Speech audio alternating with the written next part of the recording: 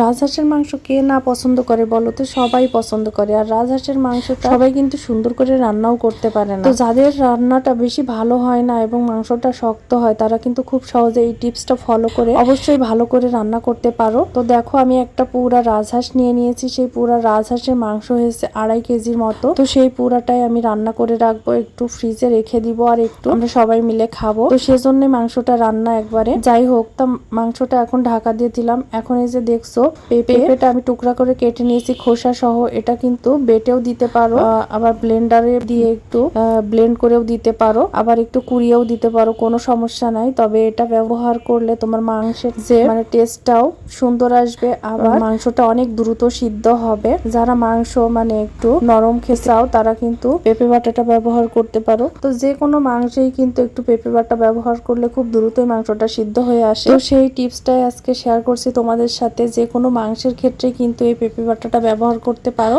আর দেখো তো কালারটা কেমন সুন্দর আসছে, জোস একটা কালার আসছে মাংসে। তো মনেই হচ্ছে যে পোলাও দিয়ে সার্ভ করব, কিন্তু আসলে আমার এত সময় নাই আজকে হাতে। আর আমি দুপুরে মনে হয় 3টার মতো বেজে গেছে। তো এখন এই মাংসটা রান্না করে ভাতটা খেয়ে নিব। আমি পোলাও রান্না করার মতো সময় নাই। যদি সময় পাই তাহলে একটু রাতে আমি বাবুদেরকে পোলাও রান্না করে দিব মাংসটার সাথে। ওরা আবার পোলাও খেতে অনেক মজা করে খায় আর কি। তো পোলাওটা আজকে চেষ্টা করব একটু তাড়াতাড়ি সন্ধ্যার দিকে রান্না করতে যদি পারি। দেখো, কড়াইতে মাংসটা আমি নাড়তে পারছি না ঠিক। আমার বাসায় কিন্তু সবাই রুটি কিংবা সিটা রুটি এবং পোলাও দিয়ে কিংবা খিচুড়ি দিয়েও কিন্তু ভীষণ মজা করে খায় এই হাঁসের মাংসটা।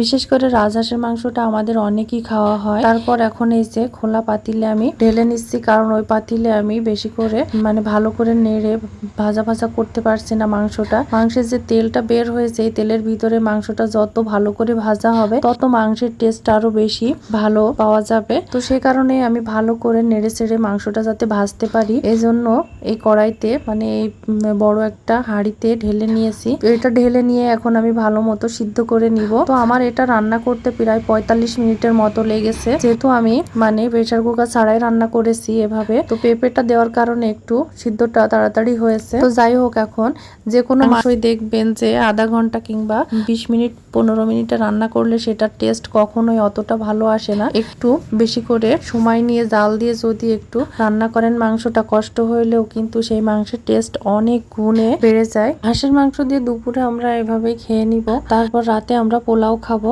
যদি তোমাদের ভিডিওটা ভালো লাগে অবশ্যই কিন্তু ফ্রেন্ডস এন্ড ফ্যামিলির সাথে শেয়ার করো, চ্যানেলটা সাবস্ক্রাইব করে দিও, পাশেই থেকো। আর এই যে আমাদের দুপুরের খাবার, সেটাই এখন খেয়ে নিচ্ছি। রাতে আমরা পোলাও খাবো আবারও। আজ এই পর্যন্ত, সবাই ভালো থাকো, আল্লাহ হাফেজ।